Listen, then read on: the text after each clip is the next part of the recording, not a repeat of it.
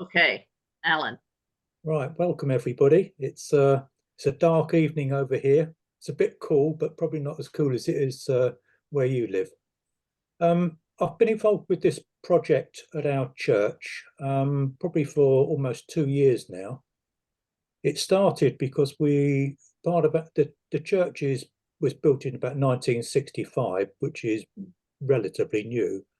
But the previous church is actually our church hall now, and that was built just over 100 years ago, so that was getting a bit old and tired. So there were some schemes that were going on around this area. I don't know if any of you have heard about the new train line that they're building, a high-speed train line they're building in the UK. It goes within about half a mile of where our church is. And they offered a scheme which actually was offering to help communities along the train line to try and support activities, just along the line. They had a limited amount of funds, and it sounds a lot, but when you start bidding for this stuff, it's not actually quite so much. There's various schemes that were available. You could either offer up to £10,000. You'll have to convert this into Canadian dollars. And the next level up was you could go from £10,000 up to about £75,000. And then if you had a really big project, 75 up to £250,000. Well, each time you go up the line, you have more forms to fill in. Up to £10,000, you probably fill in probably about 2 sheets of paper. And over £75,000, you probably have to fill in a book and probably have to go to lots of committee meetings. It's probably the same where you are. I thought about our old church hall, and probably like a lot of places, our church hall is actually hired out during the day, during the evening, during weekends for various things. We have a school that uses the church hall facilities during the week, and we have lots of things in the evening and the weekends, dancing parties, bar mitzvahs, all sorts of things. And all that money is actually going into the church funds to actually support the growth and the general income of the running of the church. So obviously this scheme, they weren't going to give you sort of money for doing nothing. So you have to fill in quite a few forms. And basically the theme was if I could actually apply for some funds, which will actually be almost like a green fund of various things we could actually do to the hall and its surrounds. I thought that would have the biggest opportunity of a chance of actually getting some money. So I bid for this £75,000. I found a friendly builder, one that's worked on our house previously, so I knew how to talk to him. And we actually worked through a scheme about what things we could actually do to the hall. So principally, besides the painting and decorating, we thought about the environmental aspects of the hall.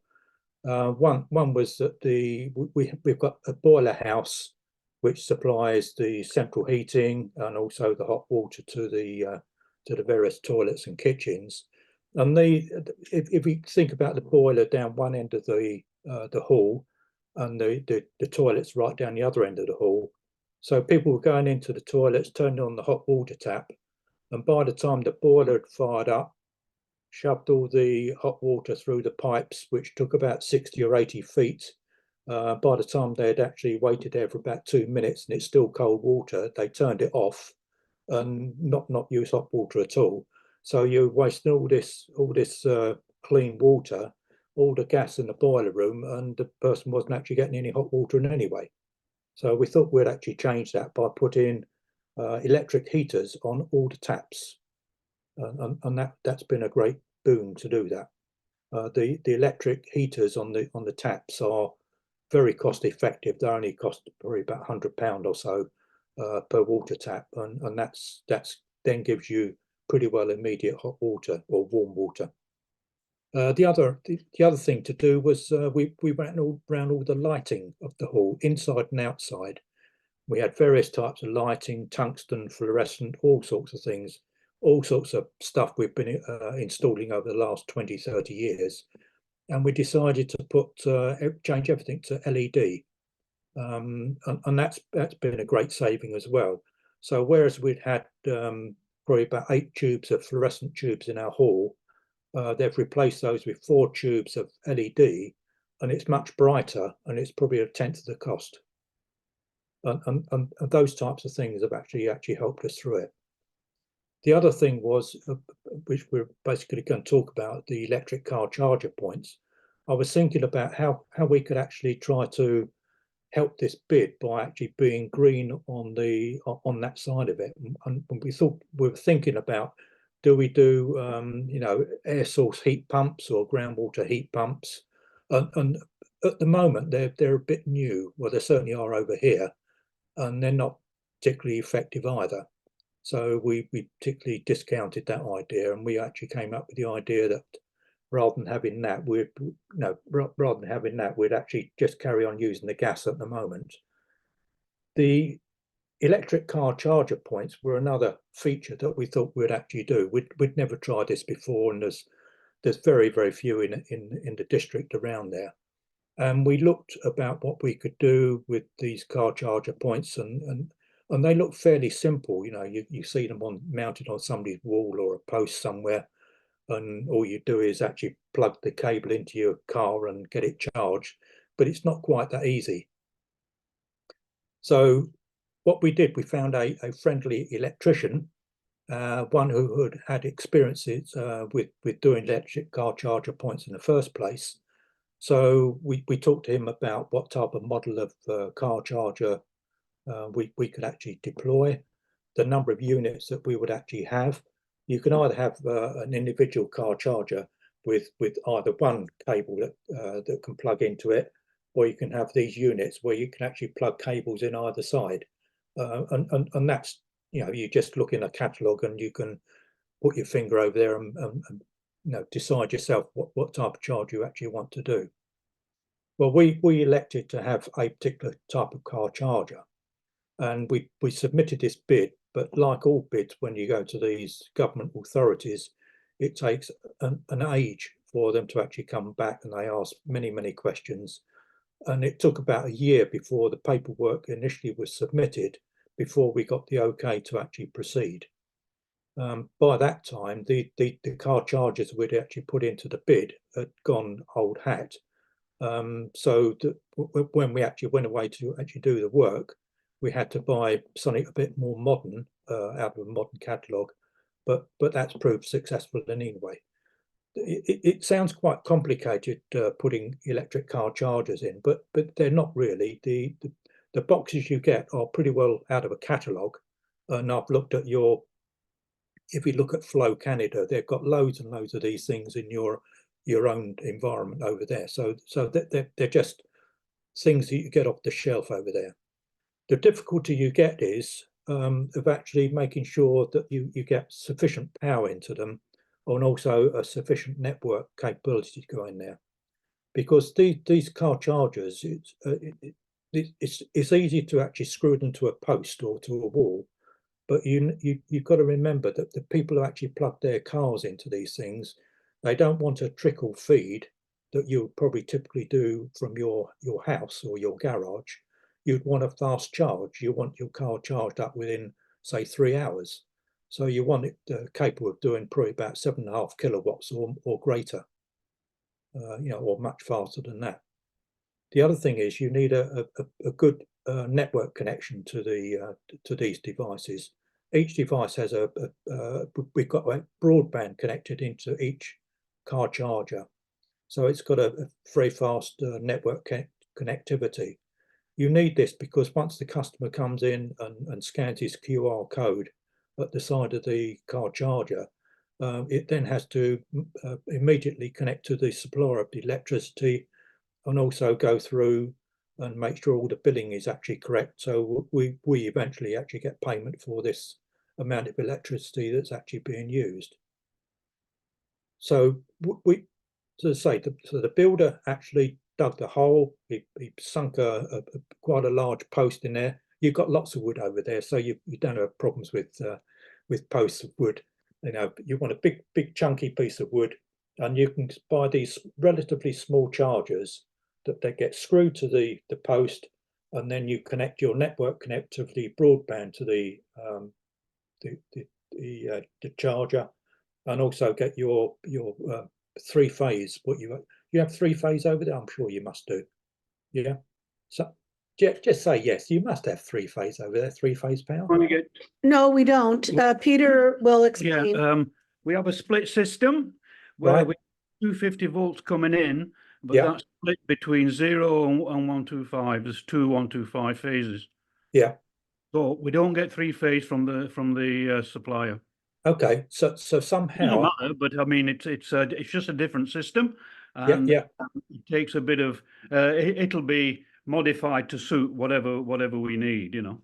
Yeah, but I'm sure you would have the ability to have fast car charging over there. It just clearly our voltage system is different to yours in America, and you just have to work the system out to provide the fast charging scheme on your devices. So once the device, with the car charger have actually been installed, it's then just up to the public to go along. We don't actually advertise this locally. Now I think your scheme is that you want to promote this locally, and that's entirely up to you.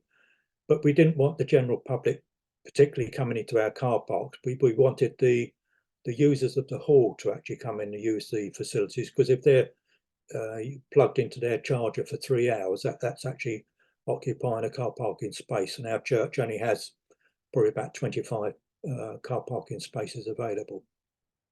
So principally, that's what we do. It's a bit quick, so you might have questions about what we've done or how we did it. Carol's got a hand up. Thanks, Alan. One thing I'm wondering, how much did you charge the user for a charge? Yeah, that's a good question. We didn't know either. So what you do, the electrician that actually talks, you want an electrician that has had experience of doing car chargers. Don't just pick anybody out of your telephone directory. You want somebody that you know and somebody you can talk to that's done this before. And there are people that actually deliver a service to these electric car chargers, that they give you a big span of support. What we've chosen to do is we've gone for the minimum support, because if these things work, we shouldn't actually get involved. And the minimum support means that if we want to actually talk to them, we can email them or we can phone them up. But typically they don't do anything else other than that. They just run the system. And they've got a scheme where they said, do you want to have a low price scheme, because you might want to have one favourable to your church members, maybe, or do you want to have you want to sort of fleece people, you want to charge a lot of money, or do you want to go to the average price in your area? And I just said I wanted the average price for the area. So, people come to ours, we're not too expensive, but we're not too cheap either. And what happens is they use the charger, and the organisation that runs the electric car chargers actually do all the administration for them. They take 10% of the charge that the customer's going to pay them, and we get the 90% sent through from the car charging organisation. So we don't do anything with the customer, we don't do anything with the administration. All we do is collect the money. That's got to be a good scheme. So does that mean that the user, does he have to enter a credit card number, or? Yes. Basically, there's a QR code at the side of each charger. Okay. So they use their phone to link into the organisation that's providing the service, the electrical service, and they can then elect what sort of rate they want, whether on a slow charge, a fast charge, your credit card number, and all that sort of stuff. And we as a church don't get involved with that at all. It's just the administrative side of the people providing the service. And sorry, just one more question. Is is the actual charge on a time basis, or is it a flat rate? Like if you choose slow charge, it's Yeah, you can, you know, you can charge, you can elect to actually have a slow charge, or whether you want a fast charge. Clearly, slow charge will will take longer to charge your battery up if that's what you want. Or if you want to have your car charged up while you're at a meeting, you can put it on the fast charge, and that would depend how much energy is actually being drawn from the system. And the Alan, system. is that option, like, do you have more than one option on the charger, or is that, you get what charger you buy is like, if you get I think there's 3 levels, and if you get the faster 2, then if it's a 2, it's a 2. If it's a 3, it's a 3. It's a range option from the customer's point of view. Obviously, the charger will either deliver a slow charge or a faster charge, as fast as the electricity will deliver at your location. And that's why I suggest you ought to have a fast charge scheme, because you don't want people hanging around all day long. If they get a boost in 3 hours, that's probably pretty good. Did you have a question? So if you get 90% of the revenue, how much is that as profit? Because you have to pay for the electricity, right? Yeah, it's a good question. We haven't got a clue, basically. We just think we're doing okay. It's not sufficient that the Treasurer has actually bothered about it, which is always a good news. So yeah, so setting this rate to an average price of what the car charges are in the area, all over our particular town, we just guess that somebody's actually done the calculations, and we've just been fed the money through. So it's very, very difficult to actually do a meter reading when somebody's on the charger and when they come off. We don't have that. We don't have that information. But the bill for the electricity that's used in that charger would come to the church. It just comes off our general charge. Yeah. So we've not been smart enough to work that out. We don't know everything here.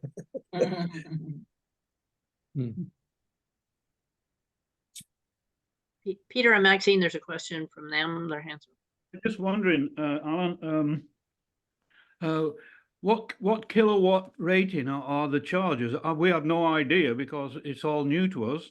Yeah, we're using 7.5 kilowatts charger. Okay, yeah, that's a useful figure to know. That's all. Yeah, and that's deemed to be fast charging over here. Yeah. Okay, because we have a limited, like every organization, we have a limited current capacity. Yeah. And we need to know the figures in order to know perhaps what how many units to put in place. Yes. I have just one other question, and that is, are you in a town or are you in a more remote location? I'm wondering about the passersby who might see it, or how many cars a day you might be using your service. Okay, we're in a town. We live in a town which is northwest of London. We're probably about 25 miles northwest of London, and it's a community of about 40,000 people.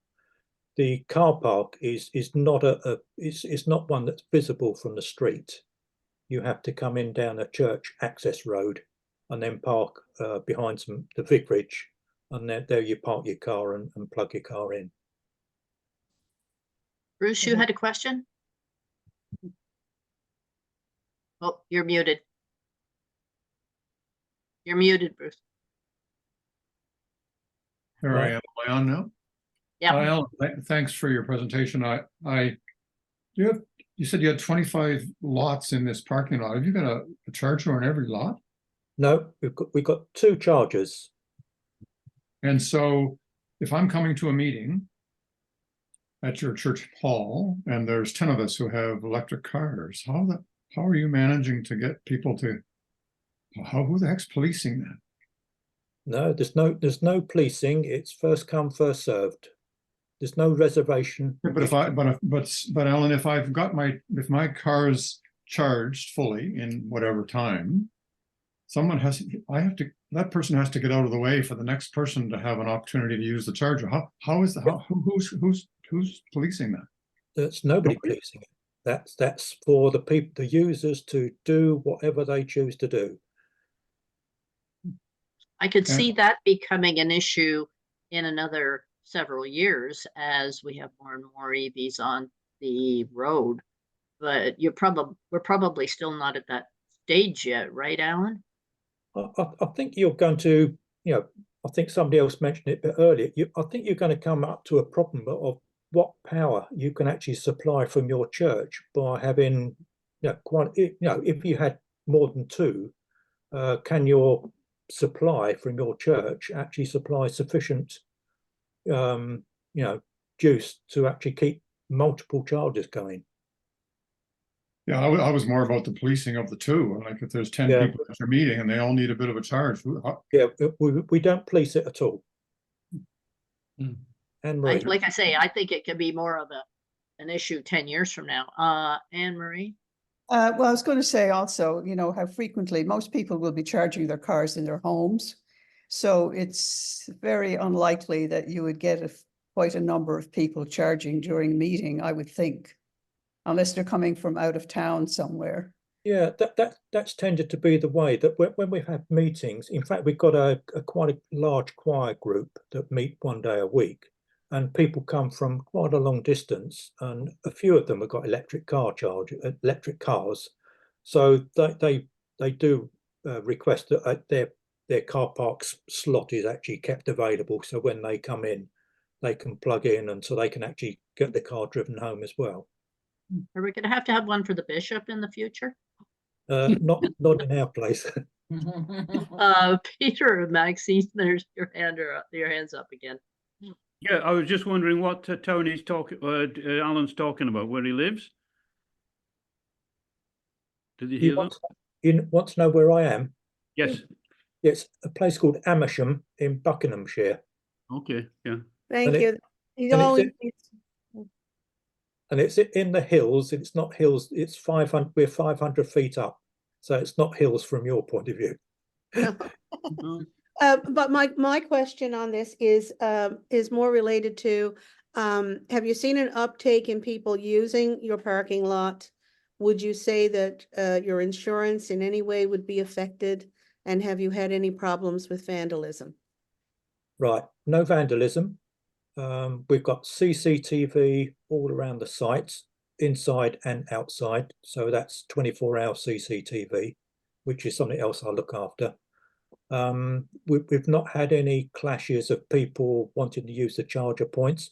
In fact, we've been quite underwhelmed by the demand on the chargers. We thought it would be used a lot more, and it hasn't been. It's been very low uptake. Bruce, you had another one? Yeah, two questions, Alan. You said you went and bought the units, and then you talked about some company looking after them for you in terms of QR codes and charging and sending the money back and forth. So yes. So you've bought them, you've paid an electrician to put them in. Yes. And now you've had to hire a service company to take the readings, divvy up the earnings, and so how much are you paying for that? That's the 10 cents, or that's the 10% off every charge. Yeah, that's the 10%. So we don't physically move any money across anywhere. So who are those companies? You just have to find them, and they come in and tender with you to look after your. Yeah, but that's when you need to find an electrician that's actually dealt with these people, electric car chargers before. Don't just look down the telephone directory for anybody that can do domestic power supplies and things. You want someone that's had experience of dealing with EV chargers, and they will know of the organisations that actually are fair to sort of relatively small users of car chargers. I can't remember what the other question was that you had. No, I think you bought them. You paid to have them installed. We paid for them. But for two chargers, including the installation, was £3,500 Yeah. total.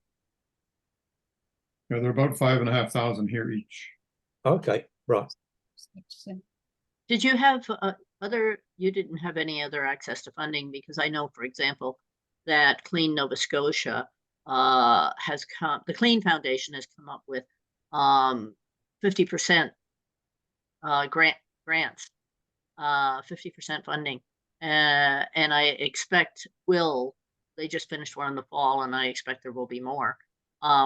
Alan, just since we've talked to you, the federal government has announced that by 2035, all cars that are manufactured have to be electric, and they're estimating a need in Canada for over 400,000 charging stations. Yeah, it's the same over here. I think 2035 is the same date over here. Okay. And that will But how- mean that Okay. that will mean that the electricity generators will need a huge increase in supply. Yeah. And how long have you had the bin? They've been in for about 9 months now. Oh, it's really new. Yes. Okay. And when do you have any expected payback time when you'll break even? Not really, because it was break even from day one because we didn't have to pay for them. Right. Yeah. Oh, Margaret, you'll have to. Margaret? Yes. What happens, we missed the initial intro and we apologize for that. Thank you for this evening. We're on Prince Edward Island, and we have a question about, is your church got solar panels that help augment its electricity? We do have a number of churches here. We have one in our very small, very rural place that is now net zero because of solar panels and retrofit. How does having solar panels contribute to dispersing the cost of having one of these chargers?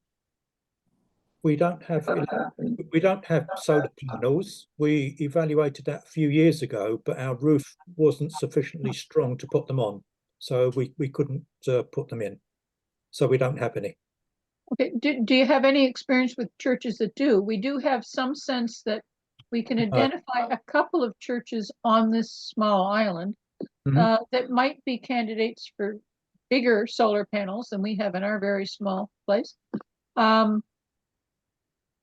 That have used that to disperse cost?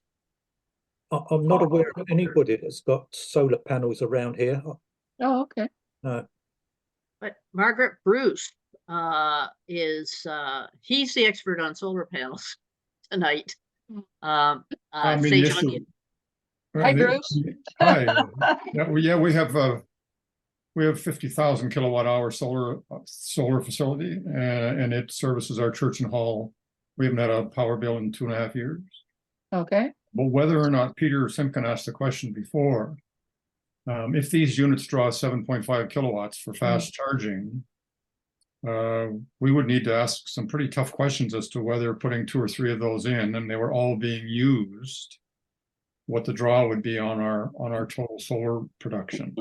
Yeah. And we have really, we aren't in trouble yet, but the number of cloudy days these last 7 months has been enormous.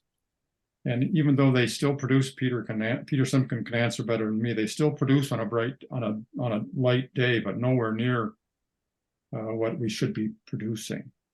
Well, we have solar panels here in our house, a panel in the field, and we can identify with that.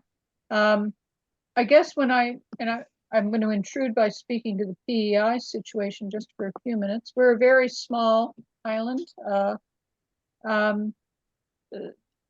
I'm Anglican. My husband is United Church.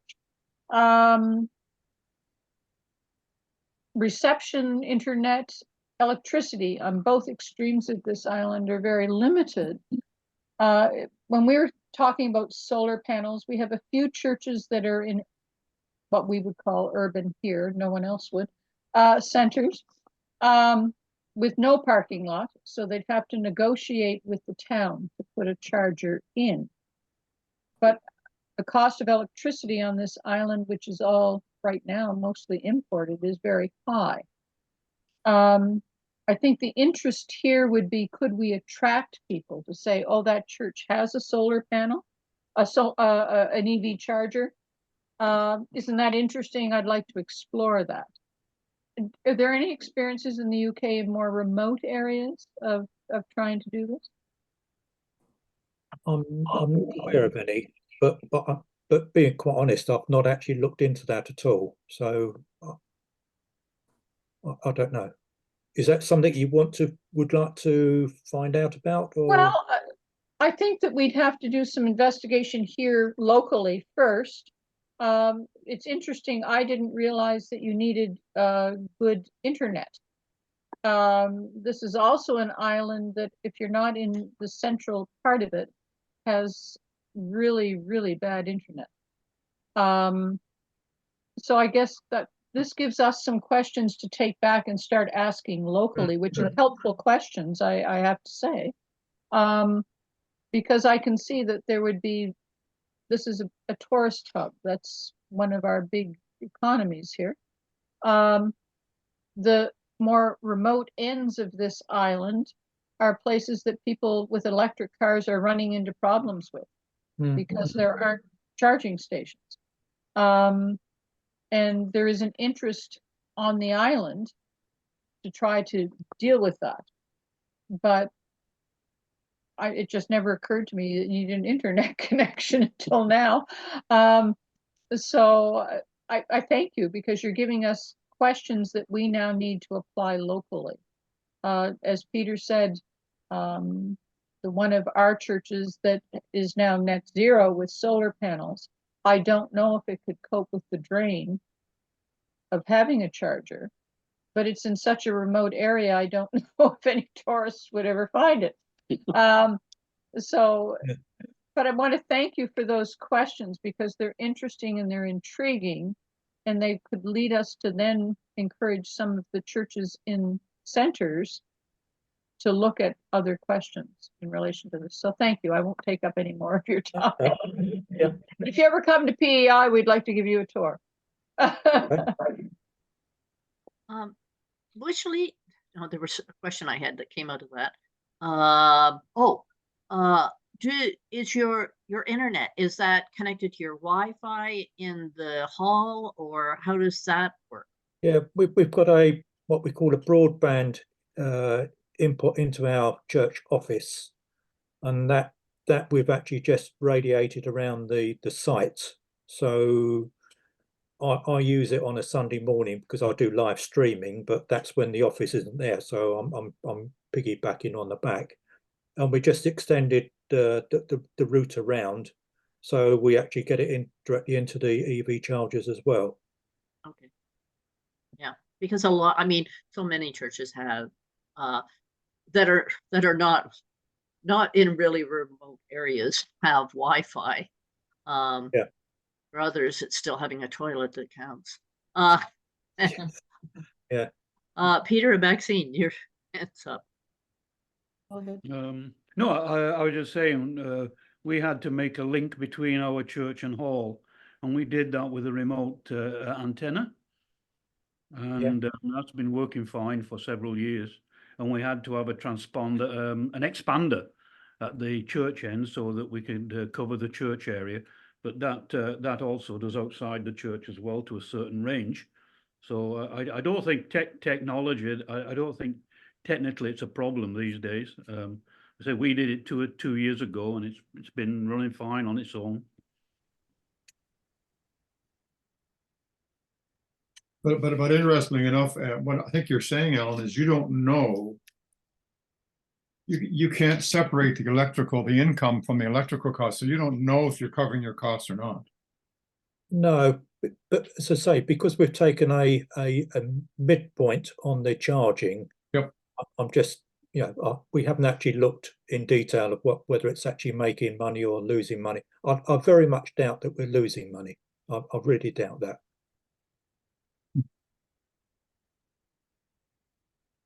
Go ahead, Bob. Is there any, are there churches who would investigate one of the commercial companies to get them to do all the installation. And there would be a charge for the use of the land and spaces available, rather than trying to work it through the electrical system of the church property itself.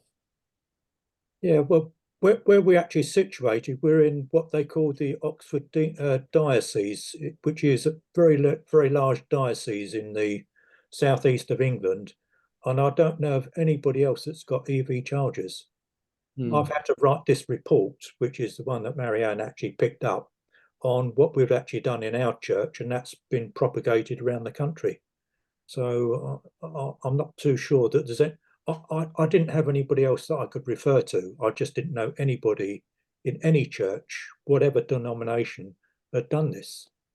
Right. And you know, that's not uncommon. I was able to learn that there is one parish in Toronto that put in one EV charging station, and only because the priest had an EV car, and that was the condition. Yeah. You know, like, I'll come if you will install. Now, I do also know Anne-Marie and I. Now, Anne-Marie, what do you remember about the Ottawa experience?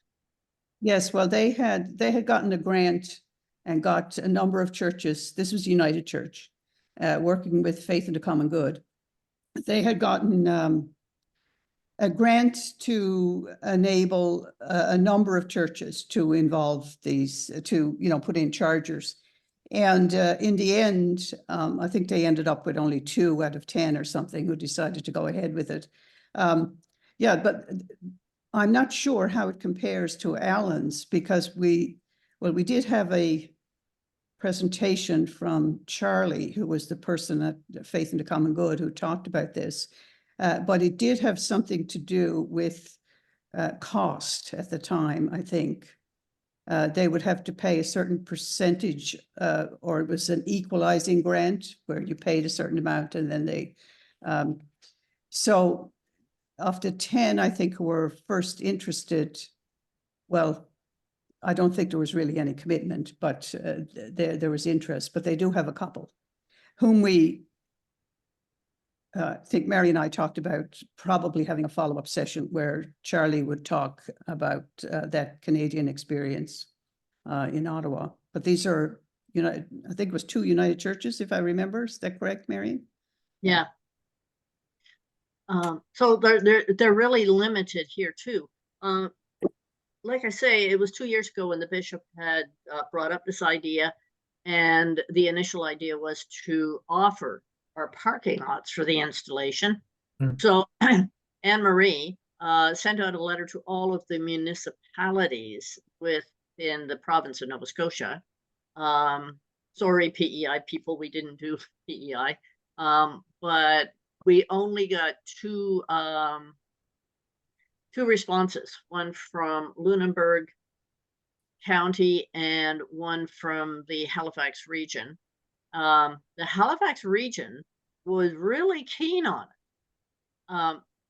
As a matter of fact, when I went to do my hard sell with these 2 people on a Zoom meeting, the response was, "This is the best thing that's ever happened to us," which surprised me. I only had to come up with 1 sentence and they took the rest. But the wheels of government, whether it be municipal, provincial, or federal, move slowly.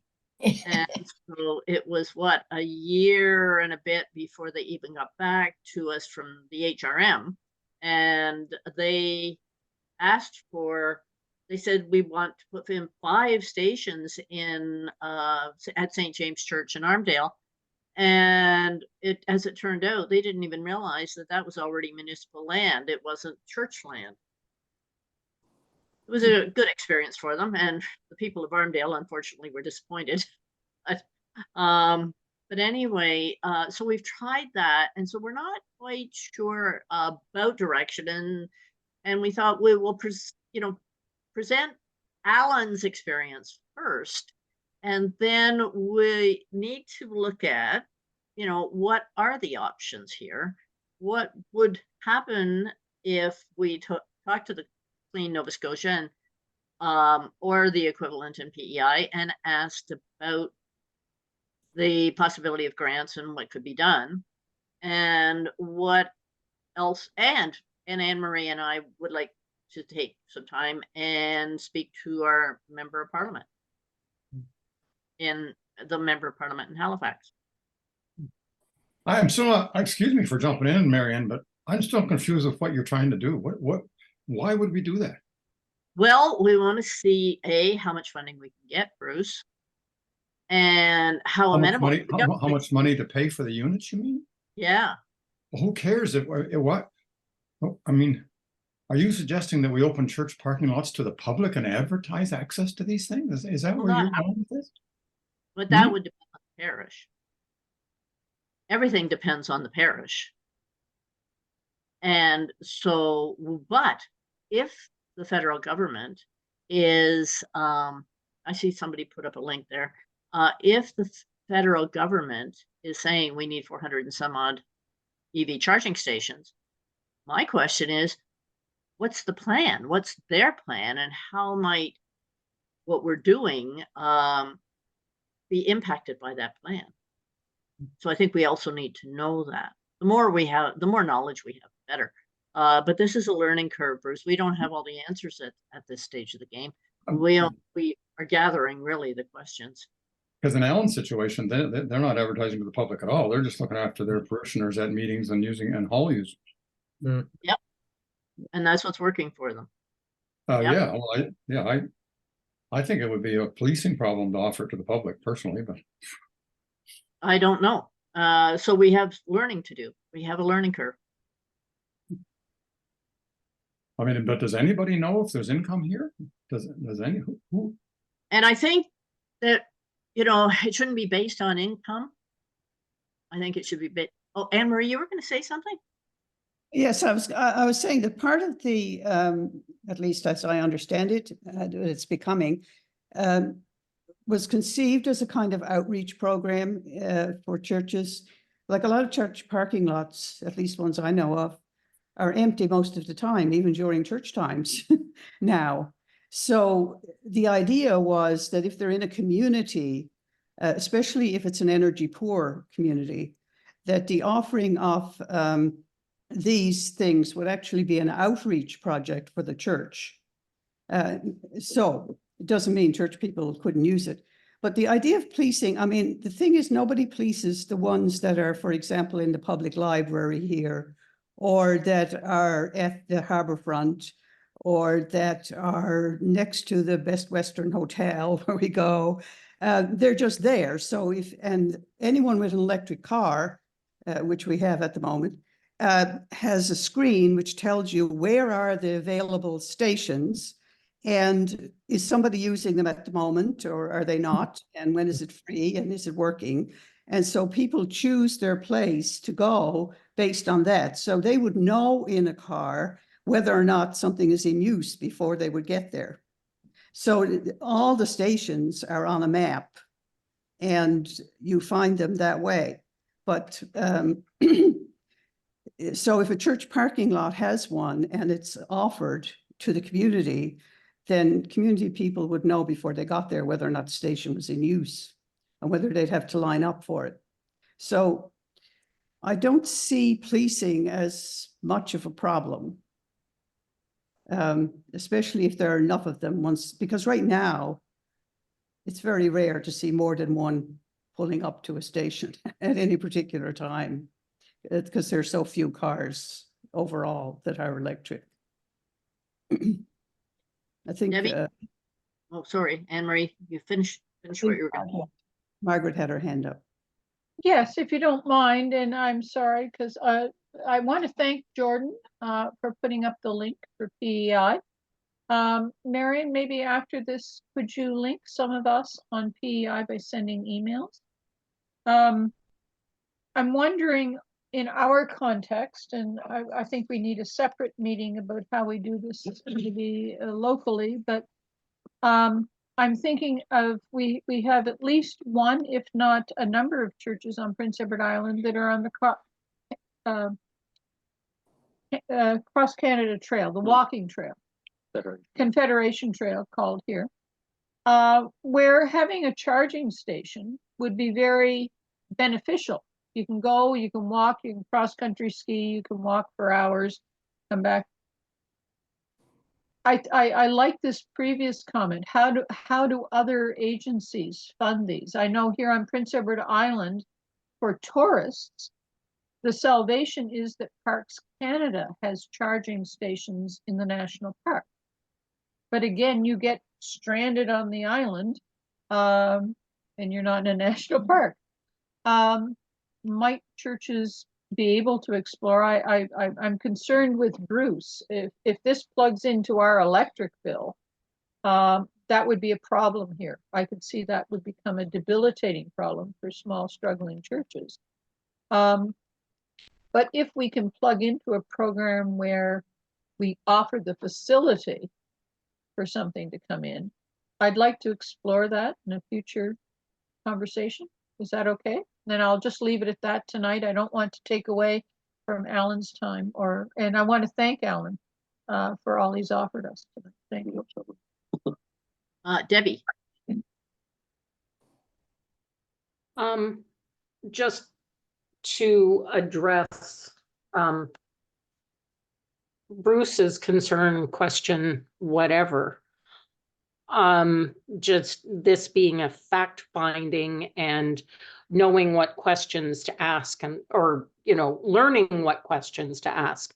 But I know if we here at St. John the Baptist in North Sydney, we've got a very large parking lot, and our parking lot in the evening, we're not in a great area of town, and we have sketchy people using our parking lot.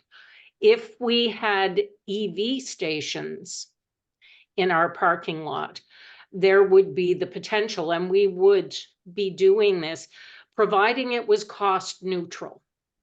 Because yes, as I understand it, if we go with a system like Alan has in England, we would be paying for the power, but we would be getting back a substantial portion of what people pay for the electricity to charge their car. So as long as it was relatively, well, as long as it was cost neutral to the church, and I can hear my treasurer shrieking in the back of my head right now, but as long as it was cost neutral, I think our congregation would be okay with the idea of offering this as a missional outreach opportunity, because we're 2 blocks from the ferry that goes over to Newfoundland, and well, 2.5 or 3 or so. I'm directionally challenged, Brenda, sorry. But we're only a 5-minute drive, say, from the ferry terminal. But the nearest charging station, I believe, is in Sydney proper, which is a half an hour away. 20 minutes to a half an hour. So we were looking at it not so much. I mean, it'd be great if it generated income, but more in terms of perhaps making our parking lot a little safer. Because I would hope if there were EV charging stations in our parking lot, maybe the CBRM police would drive by a little more often. And that sort of thing. Like there's a number of sort of intangible benefits, like possibilities and benefits, that I know we're thinking. Thank you. Okay, it's 25 after. And so it's 25 after 7 here, Alan, but it's 25 after 11 there. That's okay. Does anybody have any more questions? No. Yes. It's not a question, it's just a comment. I don't know if where you live or what you live in, but if you're in a house, having an electrical, being able to plug it into your own house is, I'll call it easy or easier. There are, as you know, and I'm in Halifax, so as you know, well, throughout Nova Scotia, there are many apartment buildings. And so people in apartments are going to need some kind of facility. And I'm told that the putting them in the building itself, especially those apartment buildings that have, or condos that have underground car parks or facilities, if you were to put charging stations into those, it's obviously much easier and better to do that when you're building. But if you look around you, there are an awful lot of buildings that are already there, and all of the people in them ultimately, I guess, are going to have an electric car. So the demand for this will only increase. I would hate that this policing aspect it would become too bad, and I would hope that it wouldn't be in the short term, but maybe it will. But I just believe that for people who live in apartments, we have to use a public facility. Now I can go to IKEA, which is just down the road, so they have, I think, 5. I didn't even know there were some on the Halifax waterfront, but I don't have an electric car, but I'm just thinking towards the future. And yeah, it has a huge question mark in my mind. And I think from a church point of view, I think it's a great outreach program. So thank you very much for bringing it available, and thank you for inviting me or letting me come along.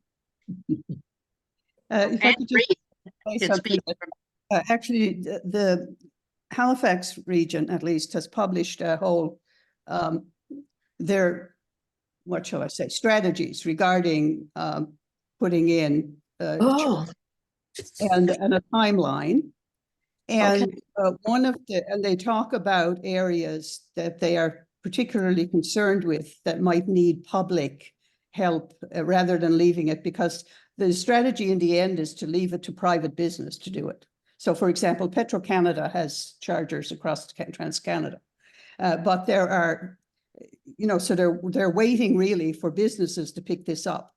And I think we just found out that O'Regan's near us here, we're in Halifax, also has a charging station now.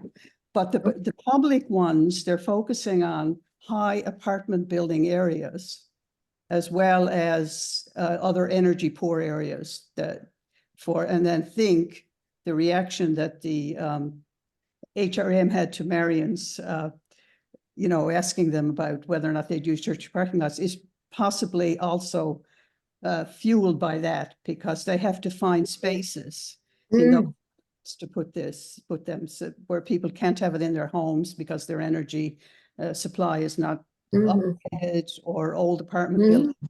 We're in a condo, so we actually have a charging station in our spot where we park, but we had to pay to have it. We had to pay to get it done. It was usually expensive if you're in a condo building that's not already. And ours was partly set up because all our meters are in the basement. That's not the case with older buildings. So we had to pay to get a line from our meter to our space. But people it's going to be different. In some meters are on different floors and all sorts of things.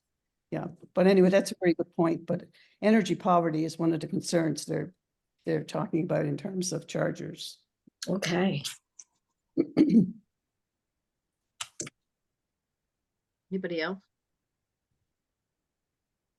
So I do want to ask, where do you think we should go from here? Is there you want to take some time, think about it, get back to me with your thoughts on tonight, on the conversation, and on whether or not there's still any interest from your church or your parish, whether or not you have any particular things you would like to know, like what about the Clean Foundation and getting them in to talk? What about getting somebody from PEI to do that on a separate Zoom, because it would be of particular interest to people on the island. Yeah, and so what's your priority? Is it the funding? Is it who would be installing it and operating it? Is it can we find, and was that another one, can we find or how do we find, or should we find, or do you want us to look for an electrician that has already had the experience? And I think we can go to probably the Ecology Action Center, maybe, Anne Marie, to find out more about that. Probably, Chris, yeah. Yeah, and so it's, yeah, and in PEI, who do we go to, Margaret and Eric? Can we find out who we go to and then share that information? And I think that this is the role at this time, is to share experience, information, to generate the questions. And then if I was going to sit in on one, I'd like to hear Clean Nova Scotia talk about what are the grants and how are they available, and I'd love to hear from an HRM representative who can talk about, you said it took a year to get back to you, but what are they looking for? Yeah. If HRM is looking for areas where they can install these as public access stations, I need to hear from somebody who can tell us about that. Yep, because when I talked to them, Bruce, it was really interesting. They said, you mean to tell me that you plow your parking lot so we wouldn't have to worry about that, but we'll do everything else, they said. Well, I'd like to hear from the person face to face what that means. Yeah, and for them, from what I gleaned from them, it was things like lighting and safety and that sort of thing. Yeah, but they wanted to know if we had toilets that were accessible. Whose power are they drawing on? Are they drawing on our power, or are they putting in? Nope. Are they putting in the power? Straight from the pole. That would be. Straight from the pole. Yep. And so they pay it. If you know who that representative is, I'd love to have a Zoom advertised that we could hear from them. There's two of them who have been hired by the HRM, and that's easily done. Yep. Yeah. I've talked to them a couple of times. Yeah. Tony Mancini, the municipal councilor, he's the person responsible for the environment committee for the municipality. Yeah. And obviously what you're talking about is they're looking for locations for public access. Yes. Yeah. I'd love to hear about what that means and entails. Yeah. Yeah, and location means, I'm thinking about John the Evangelist, and 2 months ago, I wouldn't really have it at the top of my list because of where it's located in Lower Sackville. And where are you in Sackville proper? I'm not sure. Well, we're Middle Sackville, but we're 2 minutes off the 103. Yeah, well, sorry, the 101. Yeah. The parking lot is seldom used during the day, maybe half of it, maybe. If they're looking for that, I would like to hear what the parameters are for that. Oh, yeah, no, I mean, I can arrange for that. I think that would be an interesting Zoom, along with maybe a Clean Nova Scotia representative. Yeah, and so, like I say, 2 months ago, I'm thinking really critically about location if we were looking at as offering this as outreach. But today, with the need for 400 and some odd thousand EV charging stations across the country, I'm saying every parking lot has potential in it. Well, yes, and if you're saying, I'm terrible with names, the couple who said they have an EV electric car and it shows on a map where these are, Yeah, when you're driving the car, then obviously they would be able to see where the parking lots and churches are, where these are available, if that's what's being offered. and it's true. You can get an app that will show you every EV charging station in Canada. Yes. Anybody can get that, even if you don't have the car. You can Yeah. get that. That assumes I use apps, but I never used an app in my life, so thank you very much. Good start. Get an EV car, it's kind of one of those things that is, I think it's really also important. The government sources are one angle to go, but I think it would be very beneficial to find out what the commercial installers are doing and what their kind of spaces are looking for, because I don't think government is going to move very fast. They Yeah. have a record of doing so. And what is flow, or what is ChargePoint, or what are the commercial installers doing, and how might they benefit this whole process is an extremely useful area to investigate. so I'm gonna ask a favor. Would everybody, I mean, you have our email address, would you send your questions? Or who you would like. I have already started a list of who we should invite if we have another meeting. And so this is the idea, is to facilitate this for you so that, you know, you can get some of the answers to your questions or even figure out what those questions are. And this is inevitably, again, you know, nobody's going to force this on parishes. It's just, you know, what direction works for you, what works for the parish, and does it, you know. So, Alan, I'm gonna kind of wind down now. But and I'm gonna suggest that we look at like 1 to 2 months for another gathering. Yep, that'll be enough time to burn my brain out thinking about it. Yeah. Yeah. Well, and our Healthy Coastline project is going to really be consuming a fair amount of time. In a great way, really good. Speaking of great, Alan, it was great. Like, thank you so much for everything. I mean, Okay. it's In the been fantastic. meantime, I can look in the UK to see if I know or find out any more of might have, you know, how they might have installed stuff, you know, even in more remote locations, and how they've managed it.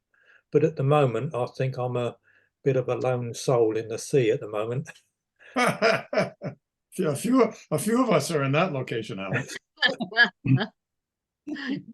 That just means we're trendsetters, Alan. Absolutely. Yes. Yeah. Yeah. Thank you very much. We'd appreciate it, Alan. Think of Hebrides and northern Scotland, and you may have Yes. streams Yes. of Prince Edward Island. Now you're gonna have to do, you got a learning curve here with Prince Edward Island, okay, Alan? But you're like, you're always welcome to come to any of these meetings. But the other thing is, and we will have them at 6:30 to accommodate you. But seriously, you know, and any research you do, whether it be in the UK or in Canada, you know, Google goes internationally, will help us provide more information. And so, yeah. I think Alan mentioned a company called Flow Canada. Is that FLOW or FLO, Alan? FLO. FLO. But they are the people that I just searched Canada electric vehicle chargers, and I just did an internet search. Because they seem to be fairly large and in your particular region, that that might be a good place to contact and try and use some of their brains. Thank you. Yeah, we've got some of theirs in Charlottetown. Once they're low too. I don't know if they're on our. So, so I hope that this was worth your while, people. Thank you. Absolutely. Yep. And you're all well. Yeah. So I'll keep the list, and I'll keep the conversation going if that's what you would like. And you can let me know if you're off the conversation, and I'll assume that everybody's still on until I hear otherwise. Thanks very much. Thank you, Ellen. Thank Appreciate you. it. Thank you. Thank you. Good night. God Bye. bless everyone. Night. Good night.